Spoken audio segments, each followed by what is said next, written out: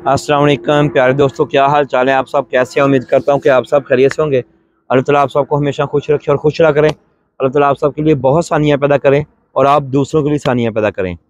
आज हम बात करेंगे कि एक दोस्त की मैं बात बताने लगा हूँ कि लास्ट 1 साल पहले उससे मेरा रब्ता हुआ। उसने मुझसे पूछा कि भाई, अगर मैं यूरोप या कनाडा जाना चाहता हूँ तो मैं कैसे वीज़ा ले सकता हूँ। मैंने उसको जो मेरे पास इंफॉर्मेशन थी मैंने गाइड किया। वो तरीक़ाकार मैं आपको भी बताऊँगा। इस टाइम वो लड़का कनाडा में है। दोस्तों, उसके पास पैसे थे 30-32 लाख रुपया। मैंने उसको कहा कि पहले आप ट्रैवल हिस्ट्री बनाएँ। उसने पहले ट्रैवल हिस्ट्री बनाई, उसके बाद उसने कनाडा का वीज़ा अप्लाई किया। उसको ईज़िली वीज़ा मिल गया। उसने किया क्या, मैं थोड़ी तफ़सील आपको बता दूँगा, बाकी आपकी मर्ज़ी है। अगर आप भी चाहते हैं यूरोप के लिए आना, कनाडा के लिए आना, तो आप भी ट्रैवल हिस्ट्री के साथ कनाडा का वीज़ा खुद हासिल कर सकते हैं और खुद ले सकते हैं, जिसका बहुत ज़्यादा खर्चा नहीं है। उसने मुझे बताया कि मेरा 13 लाख रुपया टोटल खर्चा आया है। ये जो उसने ट्रैवल हिस्ट्री बनाई है, जो उसने कनाडा तक की टिकट खरीदी है, 13 लाख रुपये टोटल उसका खर्चा आया है। लेकिन वो 1 साल पहले उसने शुरू कर दिया। मेरे दोस्तों, पहले वो गया था मलेशिया। मलेशिया का वीज़ा भी उसने अपने अकाउंट में पैसे रख के उसने खुद अप्लाई किया। तो एक ट्रैवल एजेंट के थ्रू उसको मलेशिया का वीज़ा मिल गया। वो मलेशिया घूम के आया। उसके बाद उसने आके अपने अकाउंट में वो पैसे पड़े हुए थे, अपना जॉब लेटर लगाया, बैंक स्टेटमेंट लगाई और 1.5 माह बाद उसने तुर्की का वीज़ा अप्लाई किया। तुर्की का वीज़ा अप्लाई किया, वो तुर्की गया, उधर एक वीक घूम के आया। उसने उधर घूमा और उसके बाद वापस आ गया। उसके बाद आया 2 माह बाद उसने अज़रबैजान का वीज़ा लिया, खुद ही हासिल किया।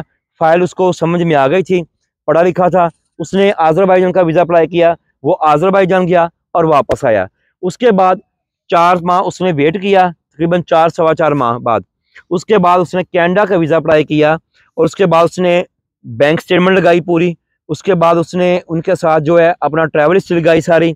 उसने डिटेल भी साथ लिखी कि जो भी है एक्स्ट्रा, कि मुझे घूमने फिरने का शौक़ है। जो भी उसने एक फ़ाइल तैयार की, उसमें उसने कनाडा के हवाले से उसको बताया कि मैं घूमने फिरने जा रहा हूँ, मैं इस दिन यहाँ जाऊँगा। उसने डेट वाइज़ उनको एक पूरा अपना प्रोग्राम दिया कि मैं कनाडा इस टाइम इधर टोरंटो जाऊँगा, इधर मैं ये घूमूँगा, इधर ये नायग्रा फॉल जाऊँगा, ये करूँगा, वो। उसने पूरी अपनी एक हिस्ट्री दी कि मैं कनाडा क्यों जाना चाहता हूँ, कनाडा किस लिए जाऊँगा और कनाडा घूम के आऊँगा। और मैं विज़िटर बंदा हूँ, मैं पहले भी गया हूँ, मैं मलेशिया गया हूँ, घूम के आया हूँ। उसने साथ पिक्चर भी लगा दी और साथ डिटेल भी लिख दी। उसके बाद उसने कहा जी मैं तुर्की गया हूँ, तुर्की घूम के आया हूँ। उसके बाद उसने बोला जी मैं अज़रबैजान गया हूँ।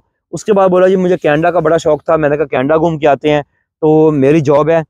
जॉब के लेटर उसने सारे साथ लगाए, सैलरी स्लिप उसने साथ लगाई। उसकी तकरीबन 1,80,000 यूरो, 1,80,000 रुपया उसकी सैलरी थी। उसने वो सैलरी स्लिप साथ लगाई। बैंक को उस तरीके से मैनेज किया कि उसकी दोस्त की एक फैक्ट्री थी, उसके ज़रिए हर माह उसको 1,80,000 रुपया बैंक में ट्रांसफ़र हो रहा है। उसने वो सैलरी स्लिप साथ लगाई, बैंक स्टेटमेंट साथ लगाई और उसके बाद उसने जो भी फाइल में रिक्वायरमेंट थी, अपना ID card, passport, FRC, MRC या जो भी है, उसने वो लगा के अप्लाई किया और उसको कनाडा का वीज़ा मिल गया। और यकीन करें कि ट्रैवल हिस्ट्री उसने खुद बनाई और वो डरा नहीं है। हम लोग अक्सर, और उसके बाद कनाडा का वीज़ा हासिल किया, अब वो कनाडा में है।